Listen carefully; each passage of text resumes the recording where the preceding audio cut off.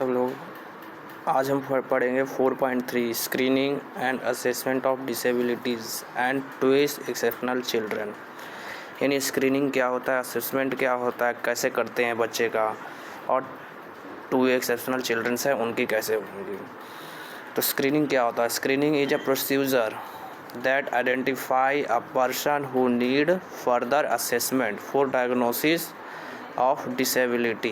A screening procedure does not confirm disability but help in short listening for detailed assessment.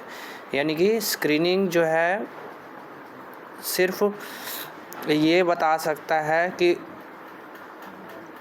Disability है या नहीं है, या किस चीज़ में कमी है, बच्चे को किस चीज़ में नीड है, किस क्षेत्र में, किस एरिया में कमी बेसी हो रही है। लेकिन डिसेबिलिटी कन्फर्मेशन जो है वो स्क्रीनिंग नहीं करता है, उसके लिए डिटेल्ड असेसमेंट करना पड़ता है, तभी जा कर के हम बता सकते हैं कि किस बच्चे को कौन सी डिसेबिलिटी है। ठीक है। अब स्क्रीनिंग कितने टाइप की होती है? तो पहला इमीडिएट स्क्रीनिंग। इमीडिएट स्क्रीनिंग में क्या होता है? तो आइडेंटिफाई एन एग्जिस्टिंग नीड, यानी कि आइडेंटिफाई करना, पहचान करना, नीड अभी ज़रूरत क्या है, तुरंत एग्जिस्टिंग नीड्स, मतलब कि बच्चे को अभी जो तुरंत में आवश्यकता क्या है, वो इमीडिएट स्क्रीनिंग हो गया। प्रेडिक्टिव स्क्रीनिंग क्या होता है? Intend to identify a future need, यानी बच्चे को फ्यूचर में क्या क्या चीज़ की आवश्यकता पड़ेगी उसका पता लगाना प्रेडिक्टिव स्क्रीनिंग का कार्य है।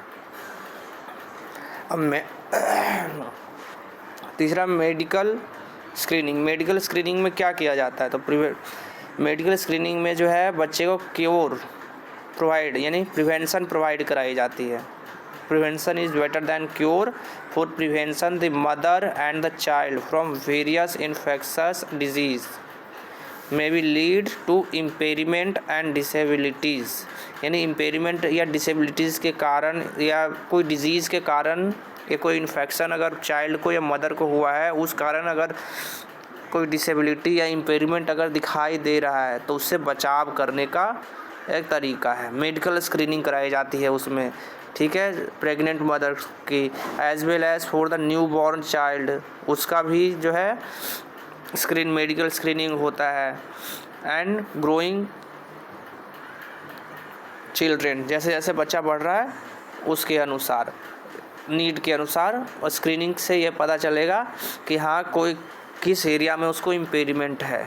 ठीक है। अगर कोई परेशानी हो रही है, मान लो किसी बच्चे को कम सुनने में परेशानी है, या देखने में परेशानी हो रहा है, या चलने में परेशानी है, तो ये स्क्रीनिंग के द्वारा पता चल सकता है कि हाँ बच्चे को जो है राइट लेग में चलने में थोड़ा सा परेशानी है। पर कंफर्मेशन जो है कि वो डिसेबिलिटी है या नहीं है डिसेबिलिटी, वो असेसमेंट करने के बाद ही पता चलता है। अब प्रीनेटल प्रोसीजर क्या होता है? तो प्रीनेटल में हम ब्लड टेस्ट करते हैं, जिसके माध्यम से हम जान सकते हैं। स्क्रीनिंग जो है उसी के माध्यम से होता है। ब्लड टेस्ट हो गया इन मदर की ब्लड टेस्ट करेंगे, जैसे हेमोग्लोबिन लेवल चेक करेंगे कि जो क्या करता है, पता लगाता है अनीमिया। ठीक है। Blood glucose level to detect diabetes का पता चलता है ब्लड ग्लूकोज के माध्यम से, कि ब्लड ग्लूकोज जो लेवल है वो कितना हाई है या लो है। Blood VDRL to detect syphilis की पहचान के लिए ब्लड VDRL का टेस्ट किया जाता है। RH इनकम्पैटिबिलिटीज़ को पहचानने के लिए ब्लड ग्रुप का टेस्ट होता है। Blood antibody to detect a specific infection, कोई एक महत्वपूर्ण इन्फेक्शन है, ठीक है, किसी के बारे में जाना है, कोई कौन सा नया इन्फेक्शन है या कौन सा नहीं है, वो ब्लड एंटीबॉडीज़ के माध्यम से हम जान सकते हैं। अल्फ़ा फोइटोप्रोटीन जो क्या करता है, न्यूरल ट्यूब डिफेक्ट जब होता है तो उसको फोइटस में जो है उसको पहचानने में सहायता करता है। न्यूरल ट्यूब अगर प्रभावित हुआ है फोइटस में, ठीक है, तो वो अल्फ़ा फोइटोप्रोटीन के माध्यम से हम उसकी पहचान कर सकते हैं, या स्क्रीन के माध्यम से कर सकते हैं। अल्ट्रासोनोग्राफी करा सकते हैं ड्यूरिंग प्रेगनेंसी। क्या करता है ये अल्ट्रासोनोग्राफी? तो हेल्प करता है आइडेंटिफाई करने में many types of foetal pathology can be identified during the second trimester of pregnancy. यानी सेकेंड ट्राइमेस्टर कब होगा? 3 to 6 मंथ, ठीक है। फर्स्ट ट्राइमेस्टर यानी 0 to 3 मंथ, और थर्ड 6 to 9 मंथ, वो थर्ड ट्राइमेस्टर होता है। और pregnancy of by means of ultrasound technique, some of them are neural tube defect and hydrocephaly और माइक्रोसिफेली। इन सब इसमें अल्ट्रासाउंडोग्राफी के माध्यम से पता चलता है कि न्यूट्रल ट्यूब में कोई डिफेक्ट है कि नहीं, हाइड्रोसिफेली है बच्चा या माइक्रोसिफेली की परेशानी है उसको, तो ये अल्ट्रासाउंड या अल्ट्रासोनोग्राफी में पता चलता है। अमीनो सिंथेसिस ये क्या होता है? तो it is a process which involves drawing of amniotic fluid के कारण होता है इसमें, ठीक है। Which is the subjected to the biochemical and cellular test किया जाता है, बायोकेमिकल के माध्यम से है और सेलुलर टेस्ट के माध्यम से पता लगाया जाता है। यह एक टेक्निक है जो अर्ली आइडेंटिफिकेशन और प्राइमरी प्रिवेंशन को में मदद करता है, यानी अर्ली आइडेंटिफाई करने में या प्राइमरी प्रिवेंशन करने में सहायता करता है। फोइटोस्कोपी क्या होता है? तो ये क्या करता है? Carried out during second trimester of pregnancy through trans abdominal route. The procedure help in diagnosis certain physical anomalies, metabolic disorder और बायोकेमिकल एबनॉर्मलिटीज़ का पता लगाने के लिए जो है फोइटोस्कोपी कराया जाता है। CVS यानी क्रॉनिक विलियस सैम्पलिंग मीन्स, इसका पूरा फुल फॉर्म है और ये एग्ज़ाम में पूछा जाता है। Biopsy of chronic villi, biopsy करी जाती है इसके माध्यम से, किसकी? क्रॉनिक विलाई की। Is a perform either trans abnormally और per vaginally, there are hazard involve in their procedure in the experience hands, ठीक है। इसमें बायोप्सी करी जाती है क्रॉनिक विलाई की। अब सेकंड है neonatal and postnatal procedure.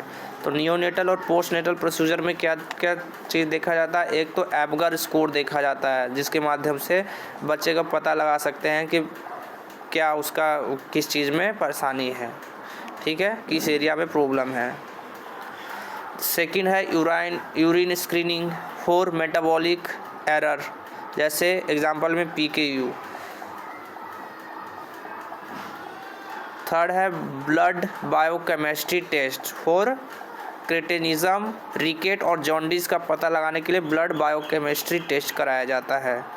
Blood antibody जो है इन्फेक्शन का पता लगाने के लिए किया जाता है। क्रोमोसोमल एनालिसिस जो है डाउन सिंड्रोम का पता लगाने के लिए कराया जाता है टेस्ट।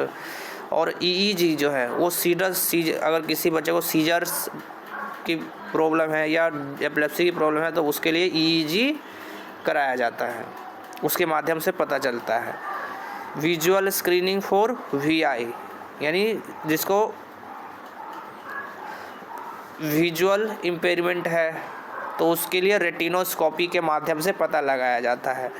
अल्ट्रासोनोग्राम जो अभी ऊपर पढ़ा हमने, CT scan, computerised tomography, screening for HI यानी हियरिंग इम्पेयरमेंट का पता लगाने के लिए हम टिम्पैनोग्राम के माध्यम से हम पता लगा सकते हैं या स्क्रीनिंग करा सकते हैं, या बेरा माध्यम BERA, बेरा जो है सॉफ्टवेयर है, ठीक है, एक मशीन है, उसके माध्यम से ये छोटे BERA बेरा जो है वो छोटे बच्चों के लिए कराया जाता है। और टिम्पैनोग्राम जो बड़े चाइल्ड है जैसे अडल्टहुड में आ गए, ठीक है। MRI मैग्नेटिक रिसोनेंस इमेजिंग, ये स्क्रीनिंग करता है, हेल्प करता है आइडेंटिफाई करने में कि कितने बड़ी मात्रा में जो है पर्सन्स की सस्पेक्टेड डिसेबिलिटीज़ है लिमिटेड टाइम पीरियड में, ठीक है, MRI के माध्यम से। बायोकेमिकल टेस्ट ये नियोनेटल स्क्रीनिंग करता है और आइडेंटिफाई करता है मेटाबॉलिक डिसऑर्डर को आइडेंटिफाई करने के लिए बायोकेमिकल टेस्ट कराया जाता है। एबगर स्कोरिंग जो अभी हम फर्स्ट पॉइंट पढ़े थे, एबगर स्कोरिंग कैसे करी जाती है। तो A4 अपीयरेंस, यानी इससे क्या पता चलता है बच्चे का स्किन का कलर कैसा है। अगर 0 पॉइंट आया तो ब्लू या पेल है, यानी बच्चा नॉर्मल है। 1 अगर पॉइंट आता है एबगर स्कोर में तो पिंक है बॉडी और ब्लू एक्सट्रीमिटीज़, मतलब थोड़ी बहुत परेशानी है, ठीक है।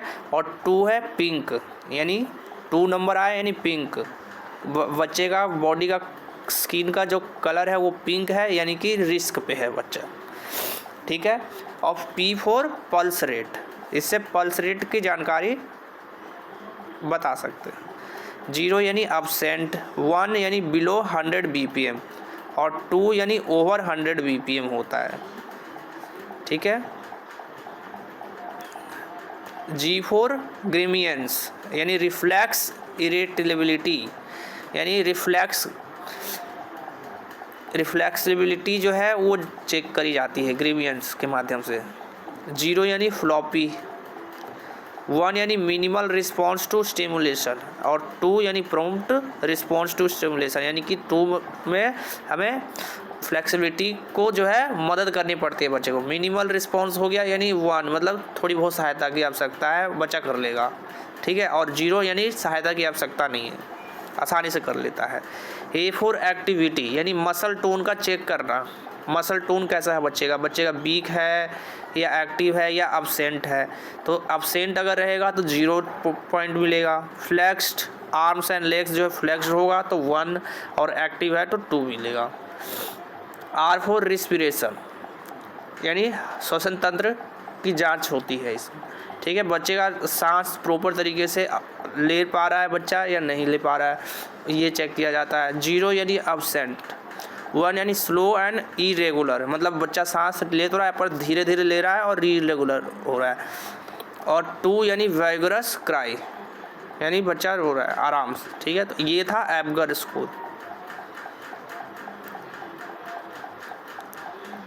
ये एक्सरसाइज ख़त्म होता है।